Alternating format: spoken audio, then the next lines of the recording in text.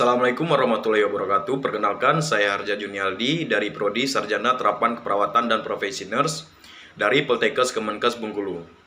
Baiklah, di sini saya akan menjelaskan materi dari mata kuliah yaitu keperawatan jiwa dengan materi sistem limbik. Nah, selanjutnya sistem limbik itu sendiri terletak di bagian tengah otak, membungkus batang otak ibarat kerah baju. Limbik secara harfiah diartikan sebagai perbatasan. Sistem limbik itu sendiri diartikan keseluruhan lintasan neuronal yang mengatur tingkah laku emosional dan dorongan motivasional. Nah, bagian utama sistem limbik itu sendiri adalah hipotalamus dan struktur-struktur lainnya yang berkaitan. Bagian otak ini sama dengan yang dimiliki oleh hewan mamalia, sehingga sering disebut dengan otak mamalia.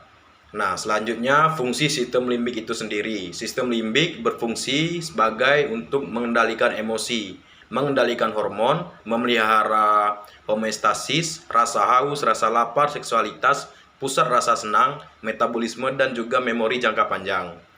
Sistem limbik itu sendiri menyimpan banyak informasi yang tak tersentuh oleh indera. Sistem limbik lazimnya disebut sebagai otak emosi. Kemudian, sistem limbik itu memegang peranan penting dalam emosi. Konsep emosi mencakup perasaan emosional subjektif dan suasana hati, rasa marah, takut, dan kebahagiaan, ditambah respons fisik nyata yang berkaitan dengan perasaan tersebut. Nah, respon tersebut mencakup pola-pola perilaku spesifik atau persiapan menyerang atau bertahan jika dibuat marah oleh musuh. Dan ekspresi emosional yang dapat diamati adalah tertawa, menangis, dan tersipu malu.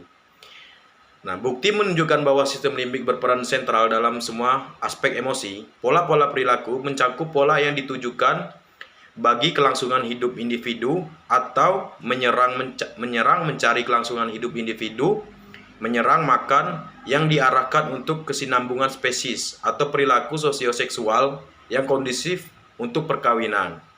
Selanjutnya, sistem limbik yang terdiri dari amigdala, talamus, dan hipotalamus ini berperan sangat penting dan berhubungan langsung dengan sistem otonom maupun bagian otak penting lainnya. Karena hubungan langsung sistem limbik dengan sistem otonom jadinya bila ada stimulus emosi negatif yang berlangsung masuk dan diterima oleh sistem limbik dapat menyebabkan berbagai gangguan seperti gangguan jantung, hipertensi, maupun gangguan saluran cerna.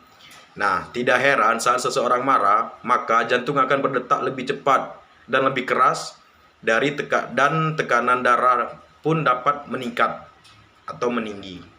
Stimulus emosi dari luar ini dapat langsung dipotong jalur masuk ke sistem limbik tanpa dikontrol oleh bagian otak yang mengatur fungsi intelektual yang mampu melihat stimulus tadi secara lebih objektif dan rasional.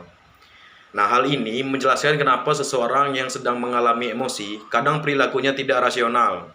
Permasalahan lain adalah pada beberapa keadaan seringkali emosi negatif seperti cemas dan depresi yang timbul secara perlahan tanpa disadari, dan individu tersebut baru menyadari saat setelah timbul gejala fisik seperti misalnya salah satunya yaitu hipertensi atau darah tinggi.